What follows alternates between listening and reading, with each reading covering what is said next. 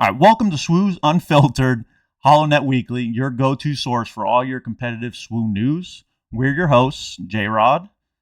And I'm Balls. And this is going to be a new weekly series where we keep you guys up to date on all things in the competitive scene of Star Wars Unlimited. So when we're talking about the competitive scene, J-Rod, as you know right now, at the time of this recording, it is about a few days away from the start of the Ultimate Galactic Championship that's happening in Las Vegas. Yep. There's going to be, I went last year, I don't believe you went last year. There's going to be thousands of people, 3,000 or 4,000 people for the 3 days, either in the main event, the LCQ like me, a bunch of side events. The event kicks off this Friday with the LCQ, the July 24th. 8 rounds of Swiss. To get into the main event, you need to win 7.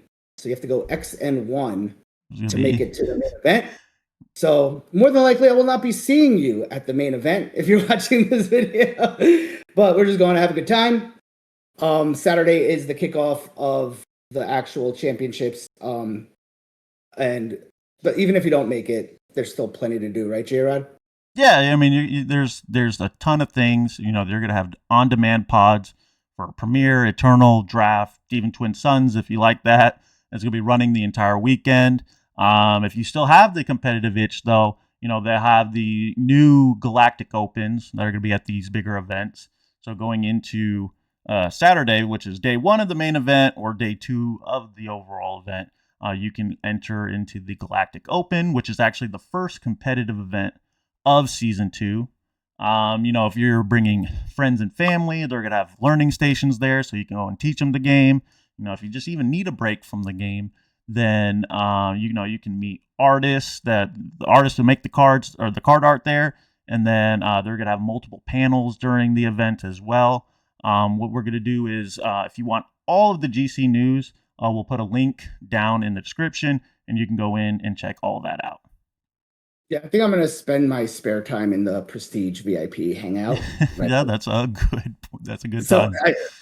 A little off topic. Last year, they didn't have a good place to hang out. The VIP lounge was all the way in no man's land. Yeah. And they didn't have a good place. So I'm excited to be able to actually see it in the Prestige VIP lounge. Now, that's the thing is this with this event, you know, this is the second GC, right? It's at the Galactic Championship. There was a lot of feedback given last year. You know, so there's a lot for them to approve on. So it'll be interesting to see what they do. Yep. So I did make one request at the regionals to one of the FFG members that I wanted to be able to buy prize wall tickets and convert with the side event tickets, trade them. That's not happening. Yeah. So hopefully that's you know, prize wall was a big issue last year, so hopefully they have that fixed. Yeah. We'll save those comments for another day. I'll let you know how it goes this prize wall. Probably won't be as happy as last year's, but we'll see what happens. All right, you want to roll into what's to be expected into the meta for the meta? Yeah, you know, that's obviously, you know, what this is the pinnacle of the competitive season. So the real question is going to be, you know, what are people playing? So what we're going to do is, you know, take a look at this week's meta game snapshot.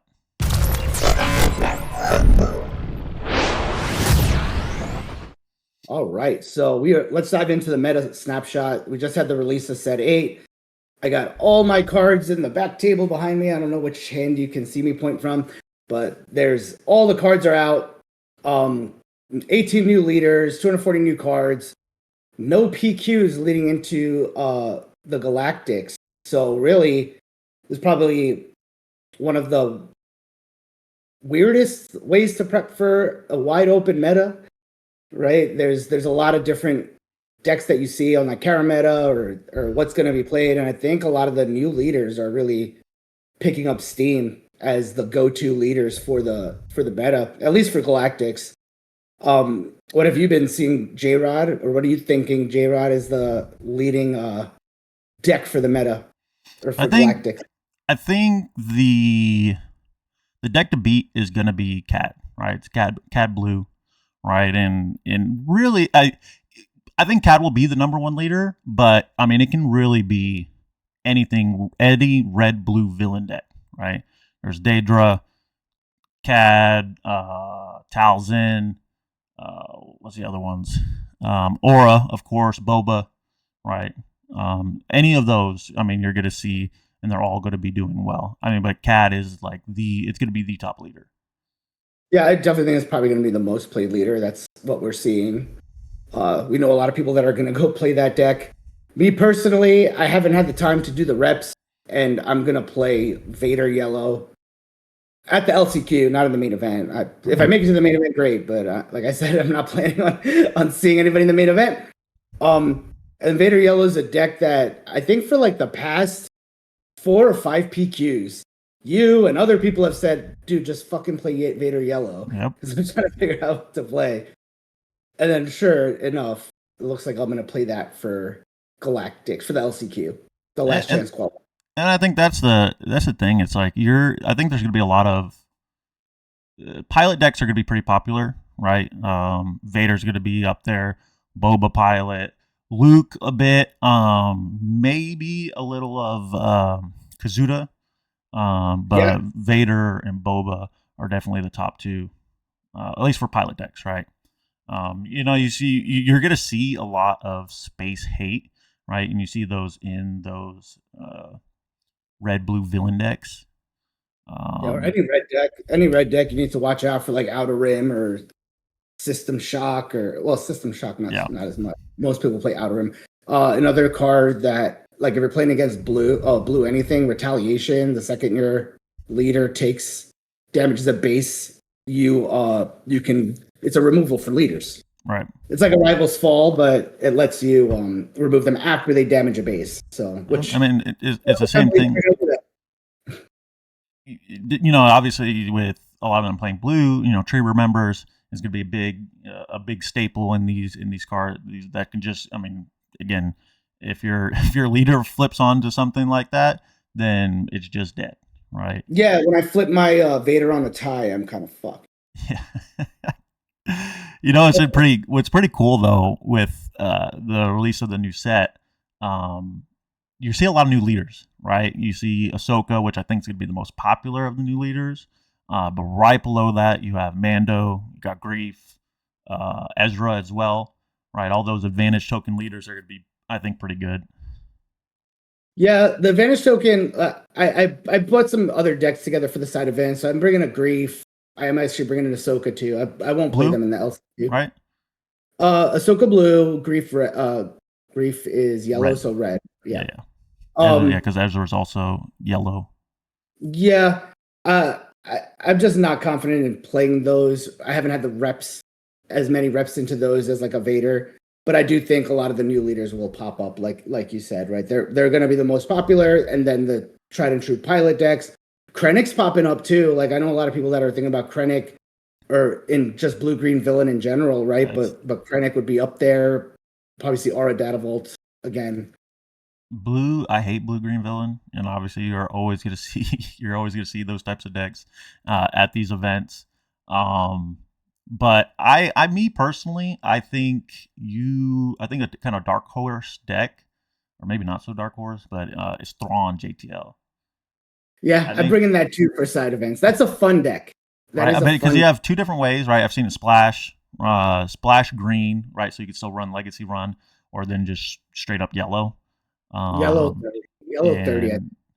But that's me personally. This is more fun. There's just more stuff to do with it. And that'll be good, right? And, I've talked to some people that are playing Thrawn green control. So it'll be interesting to see how that works out.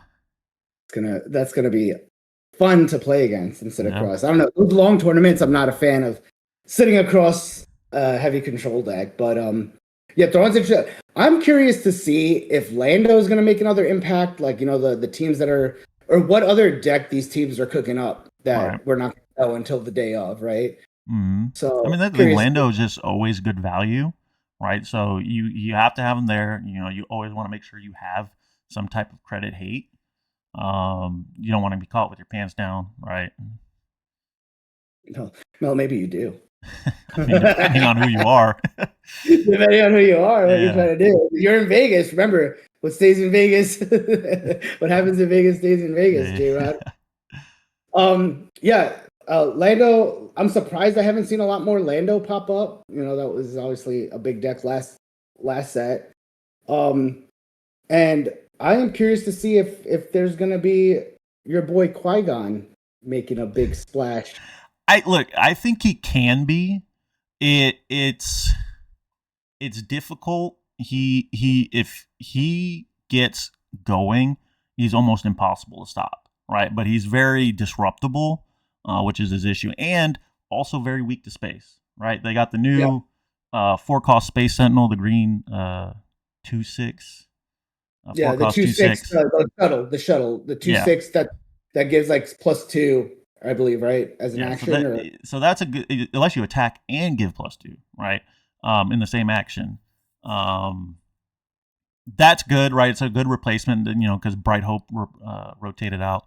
But I'm a little hesitant still. Yeah. I'm not too sold on the force decks for this set. I just don't think the 2 point differential is not that big of a deal. No. But I just don't. I mean, the issue is really they're not printing cards with more when you use the force. This happens scenarios. Right. So there's force units, just no payoff to use the force. Right. Exactly. And then with all the new units that are being printed that are just stronger. Yep. Like, fuck a chariot. He's like, it's not gonna do anything. Yeah. What are you gonna do, right? Yeah, especially like when you get so many small units, then you just get advantage tokens that kind of negate that anyway. Yep. So it'll be interesting. It'll be interesting to see what pops up. What pops up in Galactics. Yeah, and that's kind of what we're expecting to see this weekend. There's a lot of different decks that can be played. But I think what we want to do is every week we want to try to highlight the past weekend's winners, right? People who won, the decks that they played. So what we're going to do, since we don't have that right now, is talk about the top 8 players from this last season in our weekend winners.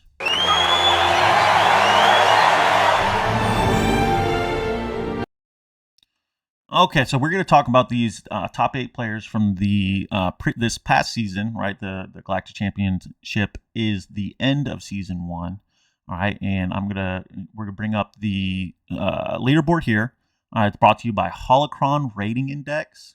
So if you guys ever participate in a PQ, any sector, regional, an actual competitive event, the website actually tracks all that data. And so if you played, you could actually go in, put your Melee ID in there, and actually go look yourself up. But we'll have Balls. You start here with number 8, and let us know a little about him. Yeah, so number 8, I'm going to mess up your name. I'm sorry, bro. Kwande from Poland won 3 PQs and top 4 in other. He won the limited regional in Prague and top 8 in another regional. So, yeah, good job there. Yeah, number 7, Babaz out of Italy. He won 4 PQs, top cut over, I think it was over a dozen when I went and looked at it, over a dozen more. He had a top 16 and top 32 showings at both sectors and regionals. So all those big events he's showing up at. Awesome. Yeah, number 6, we got Mikotaj Wendowski from Poland. You're giving me all the Polish names here, man. Mm-hmm. Funny enough, didn't have any PQ wins, but plenty of top cuts, right? So plenty of top cuts gets you there, at least for the season 1 points. The sector Netherlands with Han to ECL. He was also finalist with the regional championship in Spain. So no winners, but a lot of top cuts. No, he won. He won the one in Netherlands. Oh, did he win the Netherlands? Yeah, so he won and got a second place at regional. So this was like PQ top cuts, but he just jumped. He's like, yeah, I don't need to win a PQ. I win a sector, make it better. Right. And number 5, Sobek, also from Poland, right? He won 2 PQs, as well as he had 2 top 8s in regional. And looking at it, I think his best achievement was he got second place at the regional in Prague, and he only actually lost to the number 8 player right there at the end. Awesome. We got number 4, Oliver Simmons. He's out of the UK. 3 PQ wins with 5 additional top cuts. Finished top 16 at Galactic Championship last year. And this is the dude that took Akbar Dadavolt to the top of the list for the regionals in was it the regionals in Prague? Yep. It was the premier one. Oh, it was okay. No, that's cool. I am a huge Akbar enjoyer. Yeah. I guess never had the balls to take it to an actual PQ. But Akbar is super fun, and then to actually be able to win such a big event like that it's awesome. Yeah. No, congrats on that. That's wild. Number 3, we also have I'm gonna mess this up. Diafi Alex. His name's Alex from France. 6 PQ wins, another 5 top cuts, top 4 in limited regional in Prague. He's the one who was just crushing it with Anakin Blue from Twilight at the beginning of the season, winning 3 PQs in a row. Like that's where that Anakin Blue deck basically came from. It was a fun deck. I think I played it at 1 PQ. I remember beating you at that set PQ.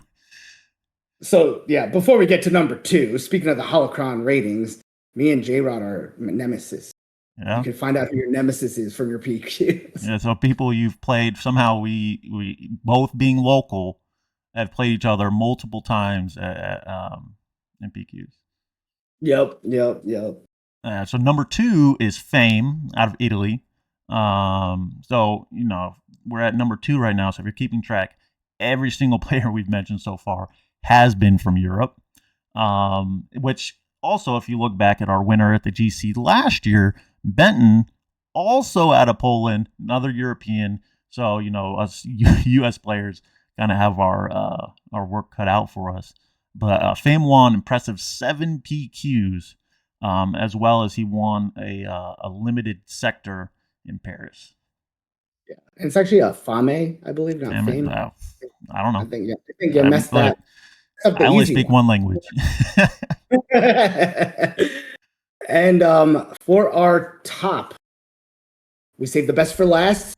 The only person from the U.S. on the top 8, Mike Gem, Bobby Sapphire, as you may know him from KTOD. 3 PQ wins. Only a top 8 player with multiple sector wins. The one in Portland, and the one in Philadelphia. He also won the limited regional in Milwaukee. I was actually there for that one. So he cleared the number 2 spot by over 400 points. He even came to Houston, to our local one. Yep. Not too long ago. Won that one too. Won that one too, right? Yep. Player of the year, I believe, is the award. So congrats, Mike, or Bobby Sapphire, however you go. I just call you Mike, sorry. But yeah, I think those are going to be, well, I guess we could get into a little bit of it. Are those the players to watch, or is there going to be a surprise coming in the next couple days? You never know, right? And it's a big event like this. I think the main event last year had 2,000 people, right? Now it was an open event, right?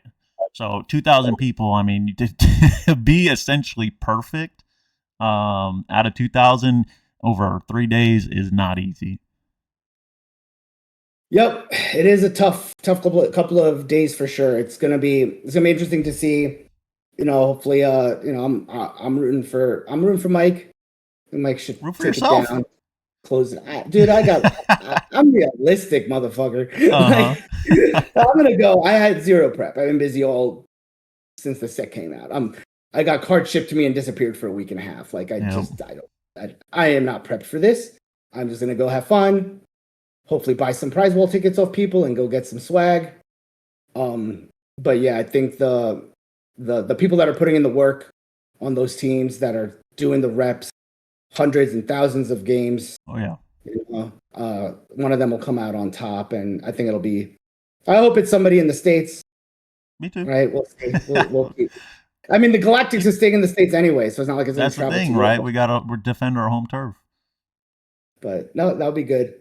Yeah, well, these are gonna be the players to watch this weekend, right? So you don't be surprised when you see them day 2 on the stream.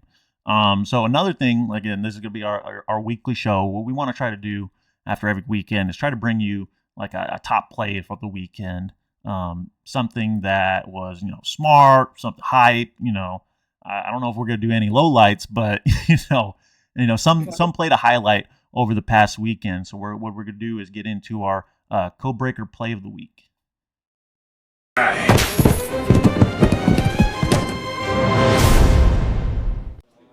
And might find himself down a game here in round 3 in Austin, Texas. Both of these players, as you mentioned, undefeated, looking to remain that way. Their quest for the top 8. Here's Devastator. 4 indirect damage now will be dealt. Well, no, but Justin gets to call it. So now he's got to think very carefully where this damage is going to go. I'll just go for this. Ooh.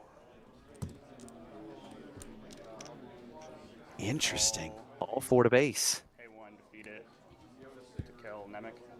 19 damage on base, and Chewbacca is going to blow up the Karis Nemec. A ready spy token. Jack had the aspects to disclose, and Justin scoops it up. Love the versatility there, that synergy with Chewbacca being able to take out the Karis. Just perfection. All right, so that play actually came from Seed Raptor. I'm sure you guys know him. He streams a ton of big events in the Star Wars Unlimited scene. The best streamer in the space. I would agree wholeheartedly. It's not just because he's a local friend of ours. That has nothing to do with it. Not at all. The product is absolutely stellar, right? I mean, especially when you compare it to the GC last year, where you couldn't even see the board. Yeah, I mean, maybe they should have consulted him just a little bit. So recap that play. So what happened? What happened there? I mean, so it's just a heads up play, right? It's something to always keep in mind, right? That every type of interaction you can have, right? To go in, sack your own unit to get lethal that turn. I mean, it was super heads up play. Yeah, I mean, he had lethal on the board for the following turn, but just to be able to close it out without any surprises. Right. Exactly. Yeah. When you have the win, take it. Right. You never know what could happen. Never know. It's super heads up play. Mistakes of the year would be my play against you. Was that in that showdown, right? Mm-hmm. Where I was just so focused on one side of the board. I'm like, fuck, I have lethal on this side. So just like taking the minute, looking back and checking, doing your math and figuring out, well, can I close this down? And if so, how? Yep. And like I said, obviously that's something we want to do every week, try to highlight some, pretty hype plays. Obviously, we are just 2 people and can't watch every stream and every PQ that happens every weekend. So if you guys have a play that you like, just mention to us in the comment section. We'll maybe get somewhere on our socials where you can email us or message us. A play that you saw that you would like us to highlight. Yeah, and if you know anybody that's streaming games or PQs, let us know so we can check them out. Right, they're not always easy to find. Yep, a lot of them are just small local game shops, and YouTube might not suggest it to us. Awesome. All right. Yeah, well, I think that wraps up the first episode of the SWU Unfiltered Holonet Weekly. The goal for this, again, to do this once a week, kind of recap it, and we'll have a bunch of other content we're planning over the next few months as we travel to PQs and see what shakes out. But I think one of the reasons we wanted to do this is just to pay attention to the game more. And the more you do content, you'll have to pay attention and become a better player. Because I mean, it's also a game that we've invested, not only a lot of money but a lot of time into, right? And it's a game that's at the heart of it is just super fun to play, right? And we want the game to do well. We love the community, and we want that to continue to grow. So this is one of the main ways that we can actually interact with the community. Yeah, awesome. All right, well, we'll go ahead and wrap it up. I will see you at Galactics in a few days. Yeah. All right, guys, we'll see you next week.